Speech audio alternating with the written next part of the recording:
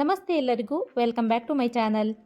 ತುಂಬಾ ಕ್ರಿಸ್ಪಿ ಹಾಗೆ ಟೇಸ್ಟಿಯಾಗಿರುವಂತಹ ವೆಜ್ ಟಿಕ್ಕಿನ ಮನೆಯಲ್ಲೇ ಹೇಗೆ ರೆಡಿ ಮಾಡ್ಕೊಳ್ಳೋದು ಅಂತ ನೋಡೋಣ. ಈ ಥರ ಬರ್ಗರ್ ಮಾಡಿಲ್ಲ ಅಂದ್ರೂ ಕೂಡ ವೆಜ್ ಟಿಕ್ಕಿಗಳನ್ನು ಹಾಗೆ ತಿನ್ಬೋದು. ತುಂಬಾ ಕ್ರಿಸ್ಪಿಯಾಗಿ ಟೇಸ್ಟಿಯಾಗಿರುತ್ತೆ. ಜೊತೆಗೆ ಈ ರೀತಿ ಮಾಡಿ ಕೊಟ್ಟರೆ ಮಕ್ಕಳಿಗೂ ಕೂಡ ತುಂಬಾ ಇಷ್ಟ ಆಗುತ್ತೆ.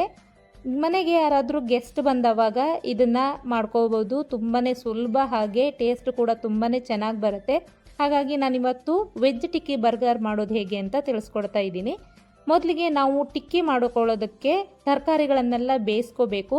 ನಾನಿಲ್ಲಿ ಮೀಡಿಯಮ್ ಸೈಜ್ ಆಗಿರೋ 3 ಆಲೂಗಡ್ಡೆನ ಬೇಯಿಸಿ ಸಿಪ್ಪೆ ತೆಗೆದು ಈ ರೀತಿ ಸ್ಮ್ಯಾಶ್ ಮಾಡಿ ಒಂದು ಬೌಲ್ಗೆ ಹಾಕ್ಕೊಳ್ತಾ ಇದ್ದೀನಿ. ಇದ್ರ ಜೊತೆಗೆ ನಾನು ಬೇಯಿಸಿರುವಂತಹ ಕ್ಯಾರೆಟ್ ಹಾಗೆ ಹಸಿ ಬಟಾಣಿನೂ ಕೂಡ ಹಾಕ್ಕೊಳ್ತಾ ಇದ್ದೀನಿ. ಹಸಿ ಬಟಾಣಿ 1 ಕಪ್ ಆಗೋಷ್ಟು ಬಟಾಣಿ ತೊಗೊಂಡ್ರೆ ಸಾಕು. ಆಲೂಗಡ್ಡೆ, ಬಟಾಣಿ, ಕ್ಯಾರೆಟ್ ಎಲ್ಲನೂ ಕೂಡ ನಾನು ಒಂದೇ ಸಾರಿ ಬೇಯಿಸ್ಕೊಂಡಿರೋದು ಒಟ್ಟಿಗೆನೆ. ಇವಾಗ ಸಪ್ರೇಟಾಗಿ ಹಾಕ್ಕೊಳ್ತಾ ಇದ್ದೀನಿ ಅಷ್ಟೇ. ಇದಕ್ಕೆ ನಾವು ಬ್ರೆಡ್ ಕ್ರಮ್ಸನ್ನು ಹಾಕೋಬೇಕು.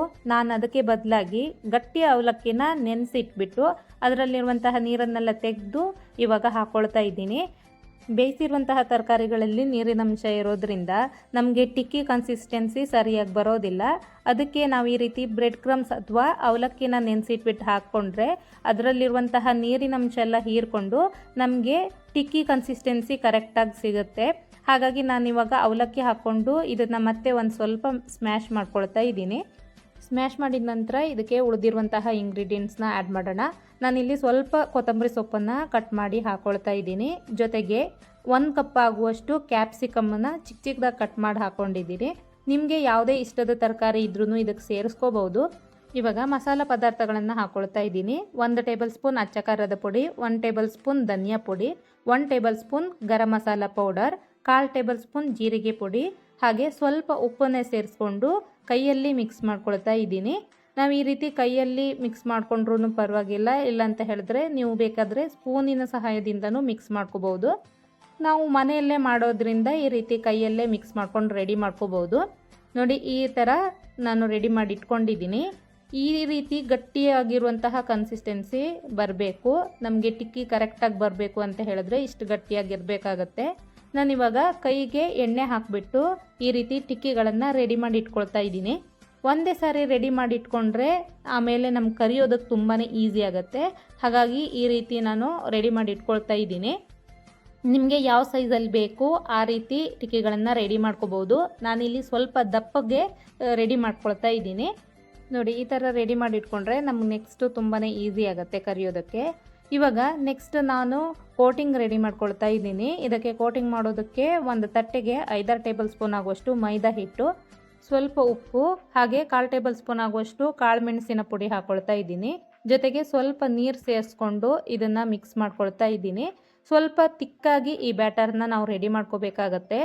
ನೀವು ಮೊಟ್ಟೆ ಯೂಸ್ ಮಾಡೋದಾದ್ರೂ ಮಾಡ್ಬೋದು. ನಾನಿಲ್ಲಿ ವೆಜ್ ಮಾಡ್ತಾ ಇರೋದ್ರಿಂದ ಈ ರೀತಿ ಮೈದಾ ಹಿಟ್ಟಿನಿಂದ ಕೋಟಿಂಗ್ ರೆಡಿ ಮಾಡ್ಕೊಳ್ತಾ ಇದ್ದೀನಿ. ನೋಡಿ, ಈ ಬ್ಯಾಟರ್ನ ಇದೇ ರೀತಿ ತಿಕ್ಕಾಗಿ ರೆಡಿ ಮಾಡ್ಕೋಬೇಕಾಗತ್ತೆ.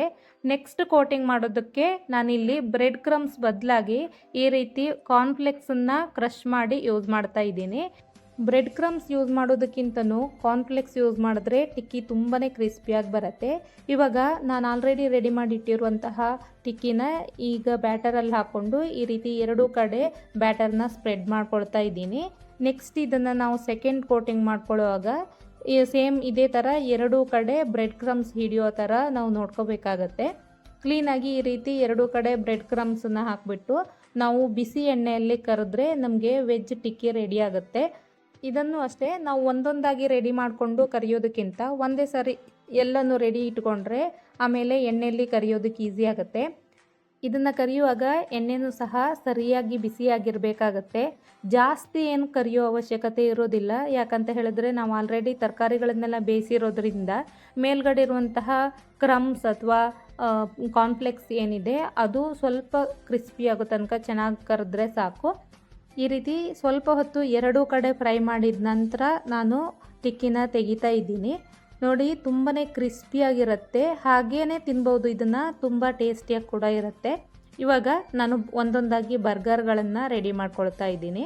ನಾನಿಲ್ಲಿ ಆಲ್ರೆಡಿ ಬರ್ಗರ್ ಬನ್ನನ್ನು ಕಟ್ ಮಾಡಿ ಅದನ್ನು ಬಟರ್ ಹಾಕಿ ರೋಸ್ಟ್ ಮಾಡಿ ಇಟ್ಕೊಂಡಿದ್ದೀನಿ. ಇವಾಗ ನಾನು ಮನೆಯಲ್ಲೇ ರೆಡಿ ಮಾಡಿಟ್ಟಿರುವಂತಹ ಕ್ರೀಮನ್ನು ಇದಕ್ಕೆ ಹಾಕ್ಕೊಳ್ತಾ ಇದ್ದೀನಿ. ಈ ಕ್ರೀಮ್ ರೆಸಿಪಿನ ನಾನು ಈಗಾಗಲೇ ಅಪ್ಲೋಡ್ ಮಾಡಿದ್ದೀನಿ, ಅದನ್ನು ನೀವು ನನ್ನ ಚಾನಲ್ನಲ್ಲಿ ಚೆಕ್ ಮಾಡ್ಬೋದು. ಹಾಗೆ ಬರ್ಗರ್ ಎಲೆಗಳನ್ನು ಸಹ ಹಾಕ್ಕೊಳ್ತಾ ಇದ್ದೀನಿ. ಇದರ ಮೇಲ್ಗಡೆ 2 ಸ್ಲೈಸು ಸೌತೆಕಾಯಿ, ಹಾಗೆ ನಾನು ರೆಡಿ ಮಾಡಿಟ್ಟಿರುವಂತಹ ವೆಜ್ ಟಿಕ್ಕಿ ಹಾಕ್ಕೊಂಡು ಅದರ ಮೇಲ್ಗಡೆ 1 ಈರುಳ್ಳಿ, 2 ಸ್ಲೈಸು ಟೊಮೆಟೊ ಹಾಕ್ಕೊಳ್ತಾ ಇದ್ದೀನಿ. ಇದ್ರ ಮೇಲ್ಗಡೆ ಸ್ವಲ್ಪ ಉಪ್ಪು ಹಾಗೆ ಚಿಲ್ಲಿ ಫ್ಲೇಕ್ಸನ್ನು ಹಾಕ್ಕೊಳ್ತಾ ಇದ್ದೀನಿ.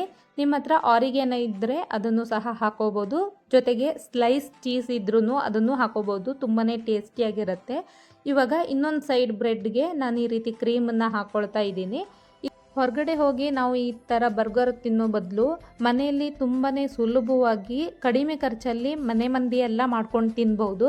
ಹೊರಗಡೆ ಎಲ್ಲ ಇದು ತುಂಬಾ ಕಾಸ್ಟ್ಲಿ ಇರುತ್ತೆ, ಆದರೆ ಮನೇಲಿ ಮಾಡಿಕೊಂಡ್ರೆ ಸ್ವಲ್ಪ ಖರ್ಚು ಕೂಡ ತುಂಬಾ ಕಡಿಮೆ ಆಗುತ್ತೆ. ಹಾಗೆ ಯಾವುದ್ಯಾವುದೋ ಎಣ್ಣೆಯಲ್ಲಿ ಕರೆದಿರೋದನ್ನು ತಿನ್ನೋದಕ್ಕಿಂತ ಮನೆಯಲ್ಲಿ ನಾವೇ ಮಾಡ್ಕೊಂಡು ತಿನ್ಬೋದಲ್ವ. ನಿಮಗೆ ಈ ರೆಸಿಪಿ ಇಷ್ಟ ಆದರೆ ಟ್ರೈ ಮಾಡಿ, ಜೊತೆಗೆ ನನ್ನ ವಿಡಿಯೋನ ಲೈಕ್ ಮಾಡೋದನ್ನು ಮರಿಬೇಡಿ. ಹಾಗೆ ಸಬ್ಸ್ಕ್ರೈಬ್ ಮಾಡ್ಕೊಂಡಿಲ್ಲ ಅಂದರೆ ಇವಾಗಲೇ ಸಬ್ಸ್ಕ್ರೈಬ್ ಕೂಡ ಮಾಡ್ಕೊಳ್ಳಿ. Thanks for watching.